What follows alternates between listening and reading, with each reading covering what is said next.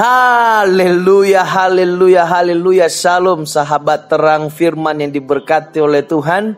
Hari ini kita akan diberkati kembali dengan pengajaran oleh Bapak Evangelis Daud Tony. Hanya saja kali ini dalam bentuk yang berbeda. Kalau kemarin kita diberkati pengajaran beliau melalui video-video khotbahnya, tapi kali ini kita akan diberkati melalui tulisan-tulisan buku yang dibuat oleh beliau sendiri. Itu sebab saudara bisa terus perhatikan channel YouTube Terang Firman ya, biar saudara tidak kelewatan setiap informasi-informasi dan berkat-berkat Tuhan yang akan mengubahkan kehidupan kita. So, pastikan saudara subscribe dan saudara share kepada banyak orang sehingga saudara tidak ketinggalan info dan saudara boleh diberkati. Itu sebab khotbah kali ini akan saya sampaikan dalam bentuk seperti berkhotbah juga. Itu sebab saudara bisa mendengarkannya sambil baringan atau sambil rebahan. Saya bisa pastikan bahwa saya akan menyampaikannya, saya akan bagikannya melalui tulisan buku Bapak Evangelis Daud Tony dengan cara yang tentu tidak akan membosankan dan membuat kita mengantuk. Itu sebab langsung saja mari kita dengarkan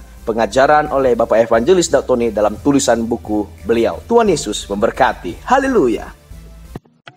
Oke saudara, hari ini kita akan diberkati melalui buku Bapak Evangelis Daud Tony yang berjudulkan Dunia Rama. Tapi tema hari ini kita angkat yaitu adalah kebohongan yang disukai. Iya kan?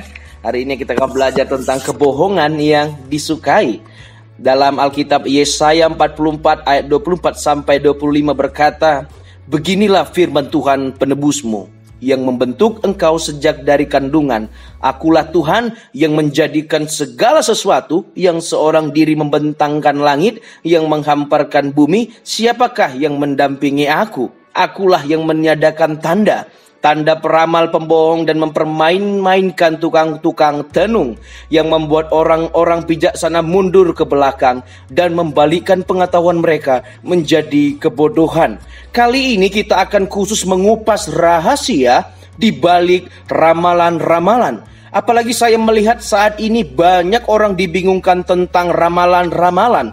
Perhatikan saja film-film atau acara-acara TV dengan tema ramalan akan semakin disukai. Misalnya ramalan tentang Shio. Kalau kita memperhatikan ramalan tentang Shio kuda air, kenyataannya ternyata berbeda dengan ramalannya. Betul saudara? Katanya pada tahun kuda air rezeki akan melimpah. Ternyata yang melimpah itu justru air, bukannya rezeki, alias banjir. Kudanya malah tenggelam setelah mengetahui teknik ramalan-ramalan dan menipu orang. Saya berdoa dan percaya melalui buku ini akan banyak orang akan bertobat. Yang percaya katakan amin. Ya, yang jadi pertanyaan, mengapa Tuhan mengatai peramal-peramal itu pembohong? Bagi Anda yang merasa punya karunia meramal, bukan saya loh yang mengatakan Anda pembohong. Jangan marah pada saya, marahlah kepada iblis yang telah menyesatkan dan memakai Anda menjadi alatnya. Sebab firman-Nya mengatakan ia akan meniadakan tanda-tanda peramal pembohong yang membuat pengetahuan menjadi kebodohan. Nah, sebelum saya menjelaskan lebih jauh, saya punya cerita kisah nyata. Waktu itu, saudara seperguruan saya, tapi puji Tuhan sekarang sudah bertobat, nyeletuk begini sewaktu kami murid-murid seperguruan diajak teknik meramal. "Suhu, ada apa?" Jawab sang suhu yang agak merasa terusik, penjelasannya dipotong. "Setiap Shio beda-beda. Berarti untung sialnya beda-beda dong suhu?" "Betul, setiap Shio beda. Apalagi jamnya beda-beda. Untungnya sialnya beda-beda. Hari kelahirannya beda-beda. Misalnya Rabu Legi atau Sabtu Pahing, berarti untung sialnya berbeda-beda." "Berbeda-beda suhu?" tanyanya meyakinkan. "Betul. Kenapa muridku?" Sekarang gurunya yang penasaran. "Begini suhu, saya mau tanya." "Ya, saya tahu dari tadi kamu sudah tanya terus. Ada apa?" "Guru, kami tidak sabaran lagi. Misalnya ada 200 orang naik kapal, karam dan tenggelam, mati semua. Bagaimana dengan orang yang bersio untung?" Seisi ruangan memandang dengan penuh rasa ingin tahu kepada guru kami. Setelah hening sejenak, ia menjawab, "Oh, itu namanya nasib. Seisi ruangan jadi gempar karena kaget semua. Nasib, apa artinya? Guru saya akhirnya terpaksa menjelaskan juga rahasia di balik ramalan gara-gara pertanyaan iseng dari muridnya. Saya beritahu kalian, para muridku, biarlah mereka percaya nggak apa-apa, tapi kita nggak usah. Oh, jadi begitu ya, sahut calon-calon orang pintar sambil mengangguk-angguk paham. Firman Tuhan mengatakan para peramal itu bodoh karena membuat pengetahuan menjadi kebodohan. Dengan kata lain, yang lebih blow on alias geblek itu ya pasiennya yang percaya. Betul saudara? Saya sendiri menjadi saksi bahwa apa yang dikatakan firman mengenai peramal-peramal adalah pembohong, itu betul. Ada 4 teknik dalam meramal, itu ada caranya. Semua jenis meramal pasti memakai sebagian atau keseluruhan teknik ini.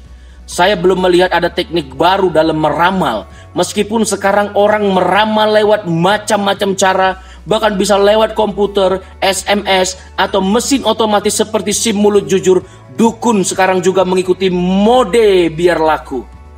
Ada cerita tentang anak konglomerat yang dikenal sebagai orang yang bodoh, malas, suka judi, dan doyan perempuan. Pekerjaannya setiap hari hanya membolos sekolah atau sekolah, berfoya-foya bersama gengnya. Tapi suatu hari, atas hasutan temannya, ia mau diramal. Apakah ia akan menjadi sekaya dan seberkuasa ayahnya? Untuk itu, ia mendatangi dukun terkenal. Sekarang pamor dukun lagi populer sampai dijadikan judul lagu yang laris. Ada-ada saja. Mbak dukun, ada apa cu? Saya minta diramal. Apakah bisa sukses seperti ayah saya konglomerat terkenal? Baiklah. Cuma saya bingung. Mbah, yang mana hasil ramalan yang lebih ngecun atau tepat? Meramal dengan cara membaca otak saya atau membaca garis tangan saya? Si dukun tertawa berterkekek-kekek. Oh, itu cucuku. Yang lebih tepat tentunya membaca otak seseorang. Tetapi untuk kasusmu, lebih baik mbah membaca garis tanganmu sajalah. Loh, kenapa begitu mbah? Begini, setidaknya mbah tahu pasti kamu punya tangan. Sedangkan kamu punya otak atau tidak, mbah tidak yakin itu. Semua orang pintar atau bodoh, kaya atau miskin, senang atau susah, bisa diramal. Kecuali orang Kristen yang percaya kepada Yesus sungguh-sungguh. Beri kemuliaan kepada Allah. Haleluya. Demikianlah pembahasan kita yang pertama. Kiranya pembahasan ini akan memberkati setiap saudara. Sampai ketemu di pembahasan berikutnya. Tuhan Yesus memberkati.